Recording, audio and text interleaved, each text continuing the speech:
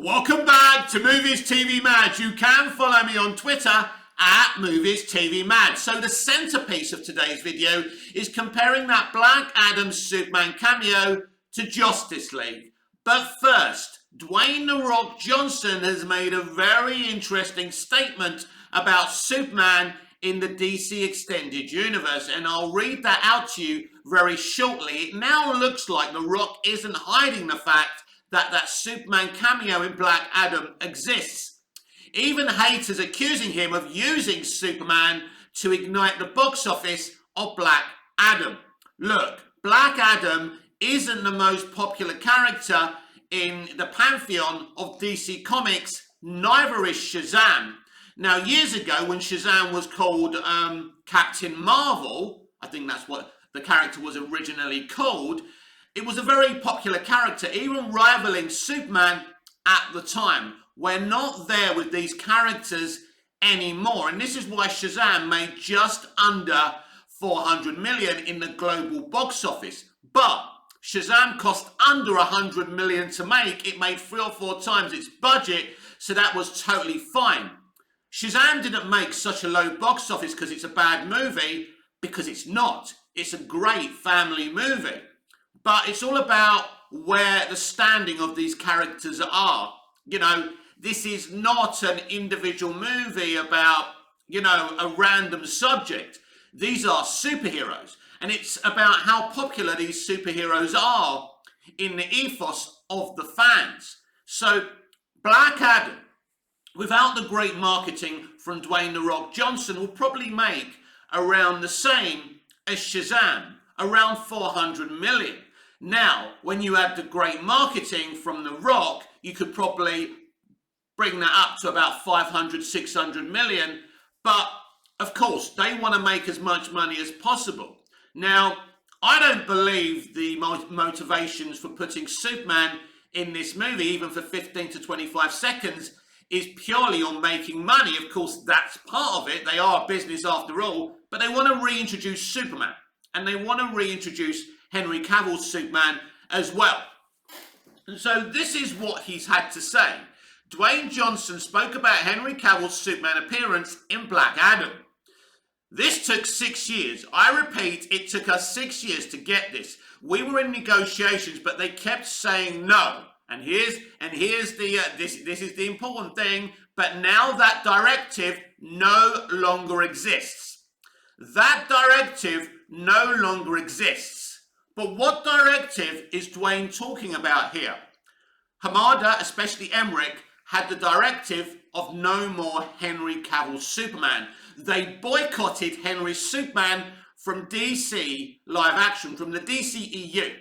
They decided they weren't going to touch him with a barge pole. They clearly had issues with each other, Henry, Hamada, but especially Emmerich.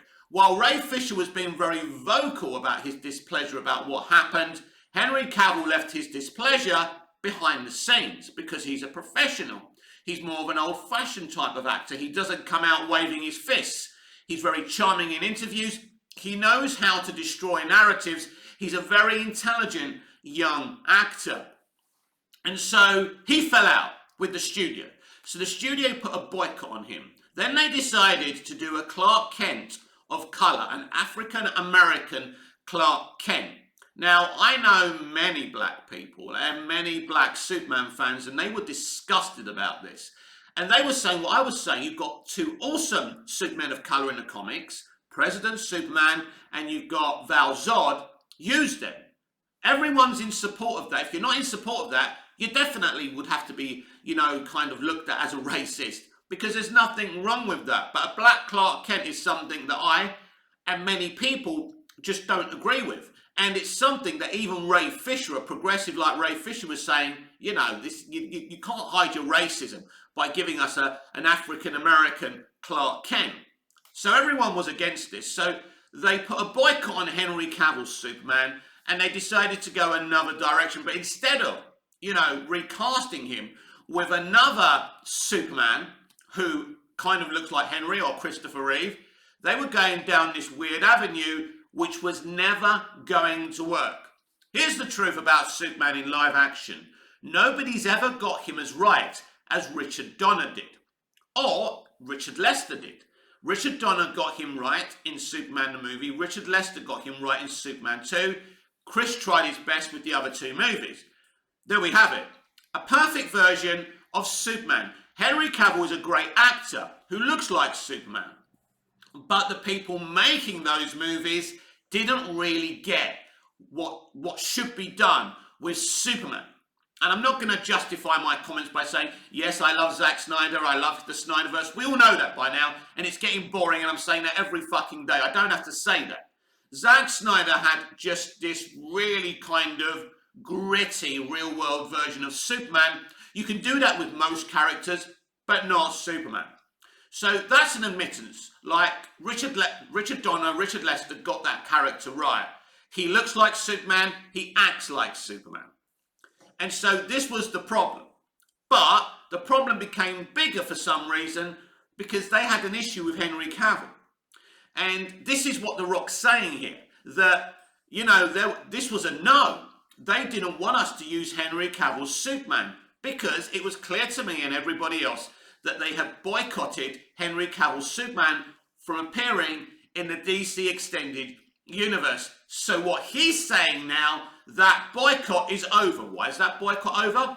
Because Toby Emmerich is no longer running Warner Brothers Pictures and there's new leadership. So say what you want about Zaslav's decisions to shelve Batgirl, to merge the Cartoon Network. These decisions are being made out of desperation, not because he wants to end the 20-30-year animated channel's existence. And everyone's saying RIP Cartoon Network, by the way.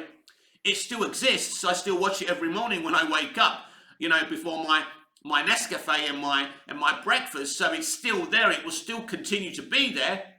But obviously it's going down a different direction. So the boycott on Henry Cavill's Superman is gone, which is good news. So we've had this excellent cameo of Henry's Superman in Black Adam.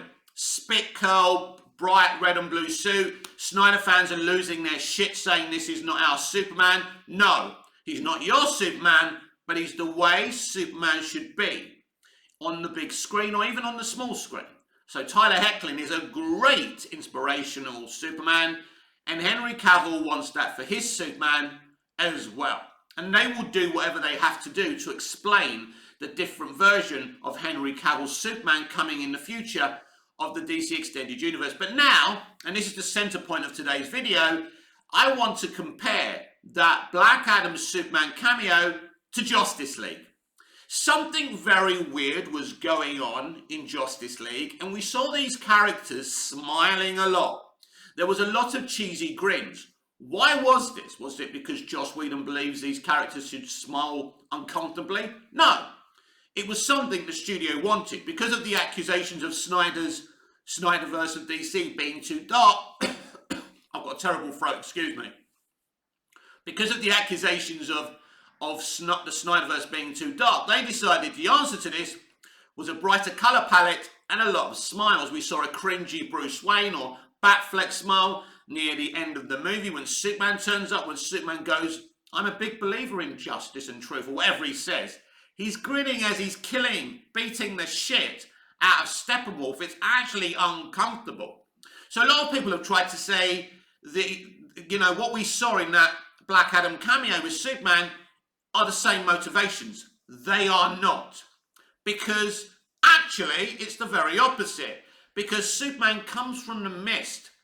But he has a very menacing kind of body language when he's talking to Black Adam. And what he says is very interesting, that, you know, it's been a while since the Earth has been so afraid. Black Adam, we need to talk. But there's no cringy smiling. There's no forced kind of happy. This is a Superman who's come to give a warning to a very dangerous being. And the temper is very menacing, and the direction is obviously very menacing as well. This is a very menacing Superman, but he's got the bright red suit, bright blue and red suit, and he's got the spit curl. So a different version of Superman, but he's not cringy smiling. That is the difference, everyone. So it's clear they are getting it. This is not, because this is $7. This is not Warner Brothers Pictures. So, you know, $7 gets Superman because one of their main shareholders, Dwayne "The Rock" Johnson, has been reading Superman since he was 9 fucking years old, as he's already told us. So he gets these characters. This is why DC's League of Super Pets hit the nail on the head in the opening Krypton sequence, because this guy gets this character and loves this character. And you can tell the affinity and love Dwayne has for this character. So what we see in that Superman Black Adam cameo, what we see is like a reverence for Superman, but understanding that Superman's not always going to stand there and cringily smile. So we had this accusation in Man of Steel that he doesn't smile very much. He smiles quite a bit in the movie, actually, in Man of Steel. Man of Steel wasn't really the problem as much. The real problem was in BVS, because BVS is a kind of film that I really like. I'll preface, before I say what I'm going to say, I'll preface it like that. But it doesn't feel like a faithful continuation from what we saw in Man of Steel. Welcome to the Planet, smile, banter. You expect more of the same in the sequel. What you get is a very unhappy Superman. All of a sudden, he's being rejected by society. By the way, society in Man of Steel kind of had more of a reference for Superman. I mean, we don't see a lot of the public reaction to him, but we have that soldier, you know, by saying, you know, Superman, that's what they're calling the alien. We see that moment when, you know, the Colonel says this man is not our enemy. All of a sudden, they're starting to trust Superman. And that's the vibe I was getting from Goya and Nolan, and where they wanted to go in the future if Warner Brothers hadn't like pushed them away from the franchise. Where Snyder and Terrio were going down this weird direction that had nothing to do with what happened in Man of Steel. Because in Man of Steel, people were beginning to accept him as a hero. Now, if you want to do a story about Superman, you know, being responsible, partially responsible for the destruction in Metropolis and in Smallville and Man of Steel, I'm okay with that. But actually, which is very interesting, they don't really, you know, start hating on Superman for that. They create this moment in Africa where Lex Luthor stitches him up. But what's interesting to me, you've already got the destruction of Metropolis and Smallville, so if that's the story you want to tell, you could actually do it that way. So it's interesting how dark and uncompromising Superman is in Batman vs Superman, because he was a lot lighter in Man of Steel. And this is what happens when you change your direction, when you change your writer. It becomes problematic. You know, Terrio talking about Goya's script not being very good, but Goya has worked in comics before, Chris. You haven't. Goya understands comics. Goya wrote The Dark Knight and Batman Begins, two of the best comic book movies ever made. Chris, what have you done? And we get this interesting writer, Chris Terrio, who is a personal friend of Ben Affleck's. He wrote a couple of his movies, or one of his movies, right? I'm not sure which one that is. It's an Oscar-winning one, so we can argue with that. Terrio is clearly a very, very good writer, but what they were doing, what they were doing with BVS was very interesting, and I think in the hands of people more proficient, that could have been a noteworthy, Oscar-winning, you know, really critically acclaimed movie. But there was some missteps in that movie. As much as I love Eisenberg, I think he was miscast as Lex Luthor. And I've said it before, he's a great actor, the performance is great, but it doesn't swing. And it doesn't swing Lex Luthor, does it? That's the problem. Because it's interesting with Lex in BVS, he has the hatred and jealousy of Superman, that Lex Luthor has the Superman in the comics, but there's something missing there. There's something that doesn't feel right. And I think like someone like Vincent D'Onofrio playing the same role in BVS, I think people would have really, really kind of, you know, liked that a lot more. And that's what I'm saying. It's how you execute these things. And BVS, although I love it and I love how it looks and everything, I think the execution was somewhat lacking. And I think that's the problem with BVS, and that killed the DCEU in so many people's eyes. And so why am I discussing all that? Because I think it's important, because there's so many Snyder fans trying to twist the narrative all the time. And I think what The Rock is saying here, that, you know, I think it's amazing what he's saying here. It's brilliant. And he's saying, no, but now that directive no longer exists. They kept on saying no to Henry Cavill's Superman. That tells us Henry Cavill wasn't the problem and Toby Emmerich was. Now, we don't know I can't articulate the details of why Emmerich didn't want Henry's Superman. Was it because he was loyal to Snyder? Well, in fact, Henry isn't that faithful to Zack Snyder. He's been very, very vocal in not liking how Superman is portrayed in BVS, like I've spoken about just now. He's been very vocal that he wants a more traditional Superman, something that Snyder never wanted. So Henry is his own man. So if Henry was so in favour of Superman being more traditional, what were Emmerich's and Hamada's problem? And why did they decide to boycott him and decide to develop an African-American Clark Kent? The motivations are weird. Well, let me explain to you. Part of the issue here is they paid J.J. Abrams a non-exclusive agreement, a lot of money for a non-exclusive agreement. This is Zaslav's problem with the thing as well. So they had to go with what Abrams wanted. Clearly, Abrams didn't want a white Clark Kent. Abrams had decided that he wanted an African-American Clark Kent. Now, they tried to do this on Superman and Lois. They tried to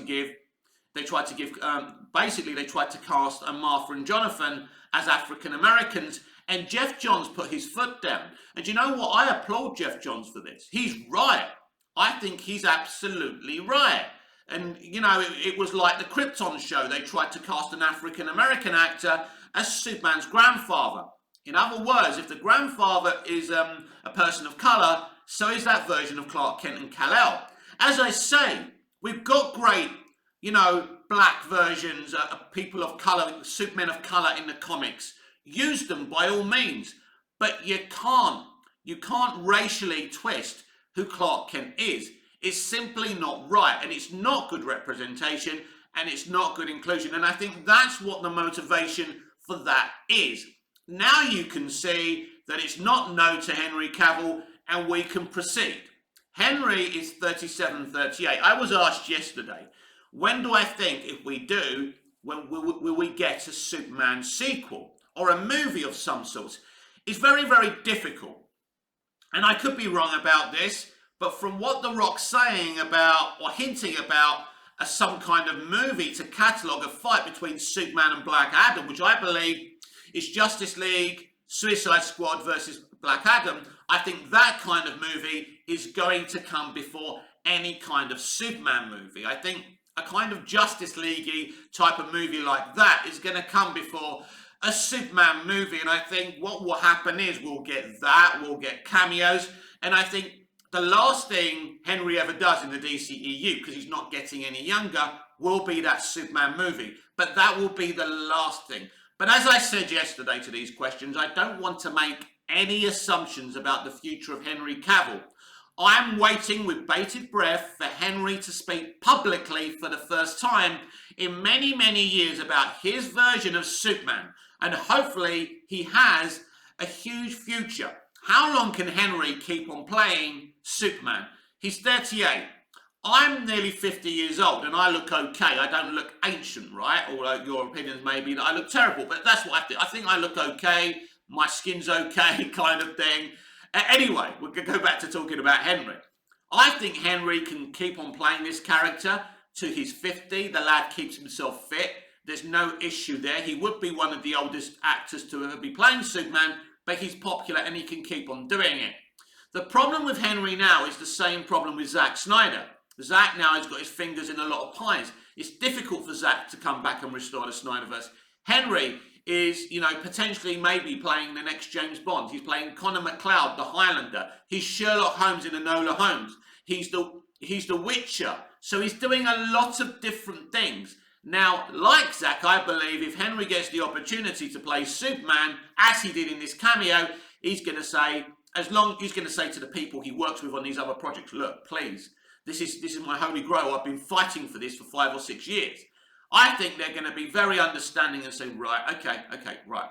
You do that, and I mean, you'll have to come back and do this and do that. So he'll have to split himself in two. But Michael J. Fox did it with the first Back to the Future. He was shooting 20 episodes of seasons of Family Ties, and then in the evening going to shoot Back to the Future. So things can be done. People say to me, oh, well, he's shooting Witcher season 3 and 4 back to back. Doesn't matter. You know, Michael J. Fox proved if you're motivated enough, you can do two things at the same time. So if the studio want more Henry Cavill Superman, we will get Henry Cavill Superman. The only thing that was stopping more Henry Cavill Superman was Toby Emmerich. He's gone now.